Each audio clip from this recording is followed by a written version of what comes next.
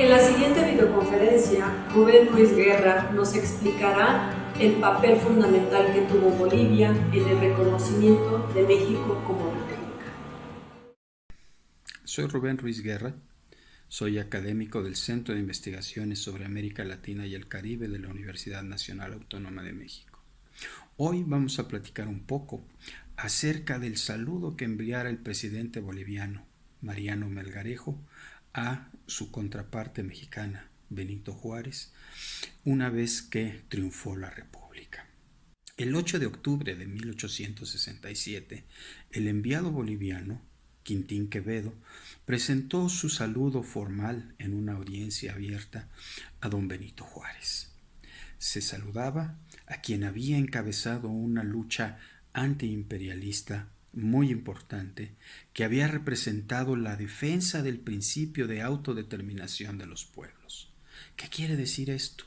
El principio de que ninguna potencia, fuera poderosa, fuera lejana, fuera no tan poderosa, fuera cercana, tenía el derecho, tenía la autoridad para decidir los destinos políticos de una nación libre y soberana. Eso fue en esencia lo que se luchó en aquella guerra en contra de la intervención francesa y el imperio. El principio de que México, como un pueblo libre y soberano, tenía la capacidad, tenía el derecho, tenía los recursos y tenía la autoridad legal que se había dado por la conformación, por la creación de una constitución para determinar sus instituciones políticas, para determinar los mecanismos de elección de sus liderazgos y para elegir a sus liderazgos con toda legitimidad democrática. Quintín Quevedo, decía yo, entonces presentó su saludo en una audiencia pública.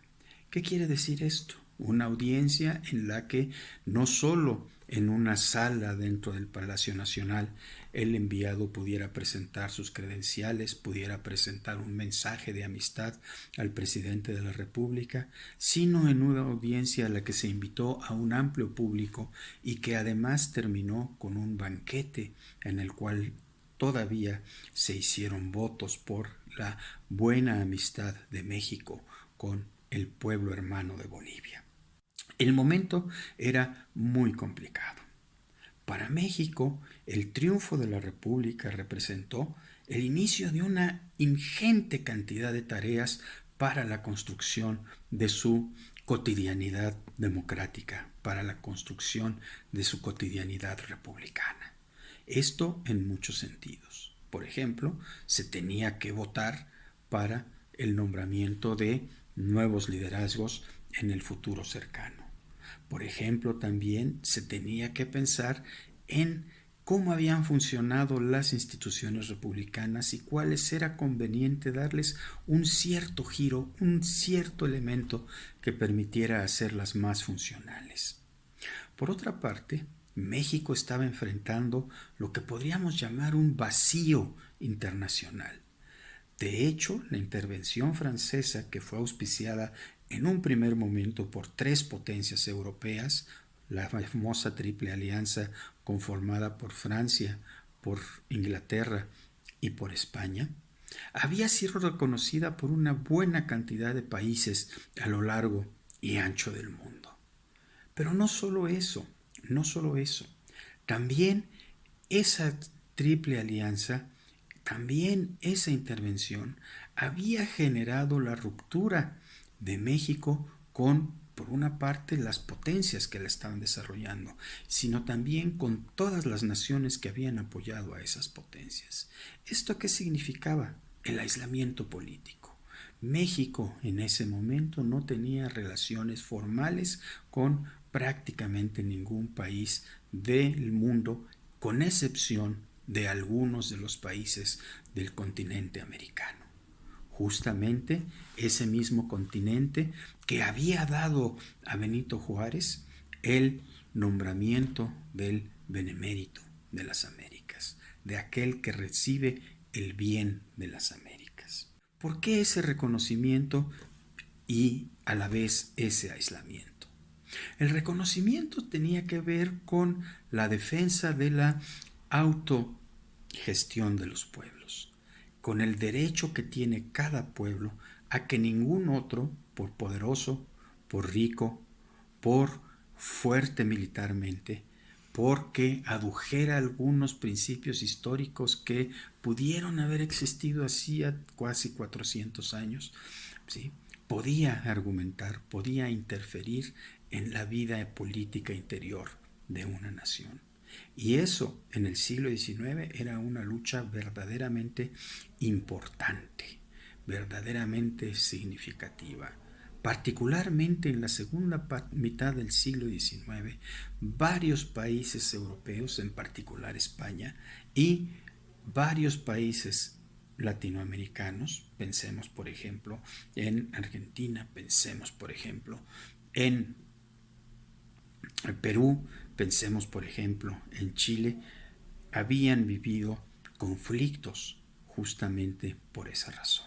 El saludo entonces del representante boliviano se convirtió en algo muy importante tanto para el ámbito interno como para el ámbito externo de nuestro país.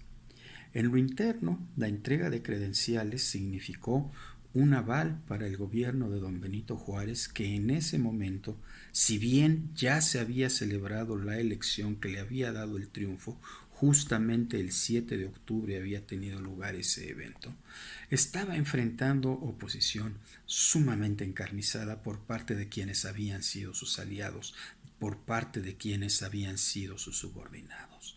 Se argumentaba que el benemérito se había aprovechado de su situación, se había enriquecido, había violentado la legislación con tal de mantenerse en el poder.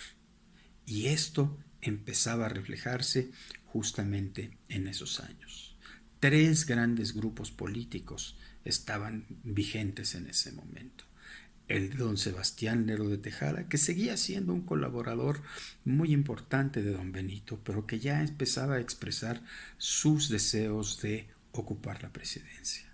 El de un general importantísimo, el comandante de tal vez el ejército más grande, más significativo durante la lucha en contra de la intervención francesa y el imperio, don Porfirio Díaz. Ellos estaban de alguna manera encabezando un cuestionamiento hacia la capacidad política de don Benito, hacia los derechos políticos de don Benito. Pero además solo ellos, había un núcleo intelectual sumamente fuerte, un núcleo intelectual que defendía, que sostenía de alguna manera los valores republicanos y los valores liberales, y ellos también cuestionaban a don Benito. Este mensaje enviado por el presidente boliviano fue entonces un catalizador de la lucha interna. En ese banquete en el que se festejó la entrega de este material, la entrega de estos votos, ¿sí? Se expresaron las diferentes visiones acerca de lo político, se expresaron los cuestionamientos acerca de Juárez. Pero no solo eso, también se expresó de una manera importante el respaldo internacional al presidente mexicano. Pues bien, en el caso internacional, también estaba viviéndose un momento sumamente complicado para la América Latina. Una triple alianza conformada por Argentina, Brasil y Uruguay estaba en una guerra encarnizada, sangrienta, en la que murieron una enorme cantidad de hombres paraguayos, ¿sí? Una guerra prácticamente de exterminio de ese pequeño país mediterráneo.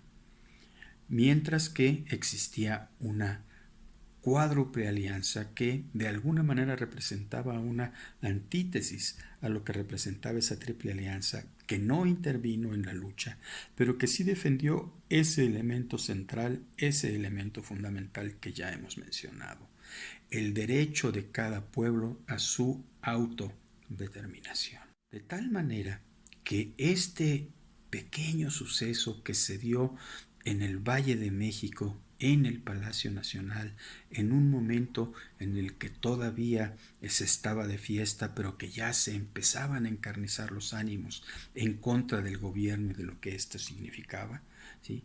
Tenía una repercusión literalmente de valor mundial.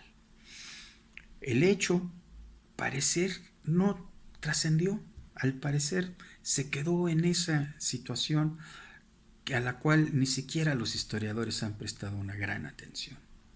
Sin embargo, tuvo un significado, tuvo un valor simbólico sumamente importante para nuestro país y para toda la América.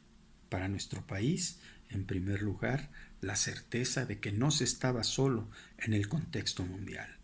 Para el conjunto latinoamericano, la certeza de que la defensa de los valores más altos de la democracia, de que los valores más altos republicanos, de que los valores más altos en la defensa de una nacionalidad puede hacerse, debe hacerse y puede alcanzar el triunfo. Muchísimas gracias por su atención. Ha sido un placer estar con ustedes y les invito a que continúen con estas actividades que organiza el recinto en homenaje a don Benito Juárez y la Secretaría de Hacienda de nuestro país. Hasta pronto.